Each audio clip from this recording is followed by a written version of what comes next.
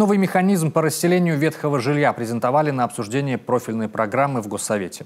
После первого этапа переселения жильцов, чьи дома были признаны аварийными до 2017 года, последует второй. Для ликвидации очереди ведомство прорабатывает вопрос комплексной застройки Сыктывкара. На какой стадии и с кем ведутся переговоры, расскажет Наталья Юрина.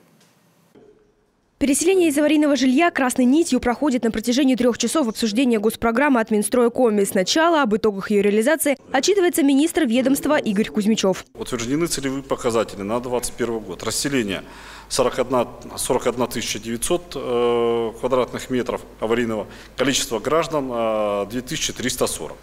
Целевой показатель на 1 октября текущего года выполнен на 103% по расселяемой площади, то есть у нас расселено 43,3 тысячи квадратных метров, и на 85% по гражданам. После парламентарии задают вопрос по реализации программы, о сроках и перспективах. Снижение доли ветхого и аварийного жилья в общем объеме с 2021 по 2024 год предусмотрено его снижение с 4,8 до 4,1%. То есть снижение темпы достаточно низкие.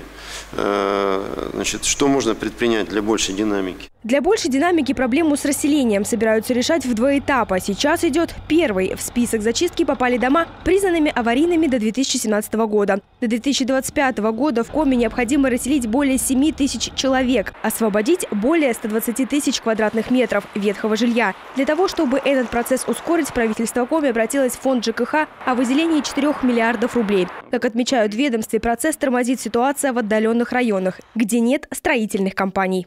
Мы сейчас под это дело готовим дополнительное предложение фонду реформирования, содействия реформированию ЖКХ Российской Федерации с предложением создать либо дополнительные стимулирующие меры, чтобы можно было предложить людям переселяться сюда, в Сыктывкар, либо учреждать госкомпанию, которая возьмет на себя застройку, допустим, в той же Ударе, если не ошибаюсь, 1000 квадратных метров.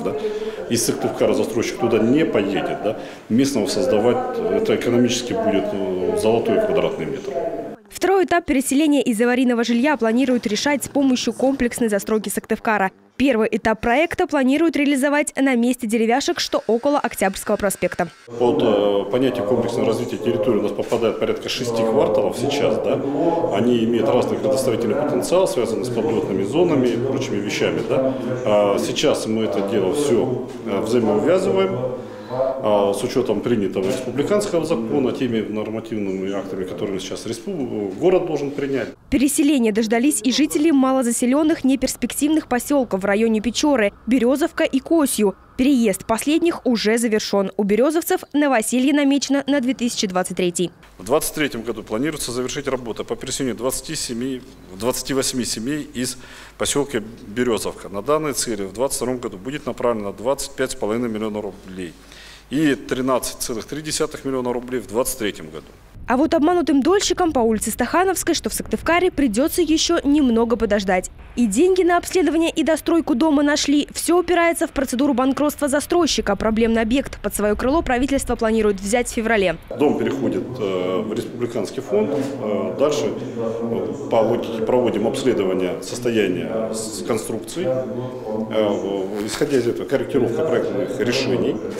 И дальше по результату этого все строительно-монтажная работа.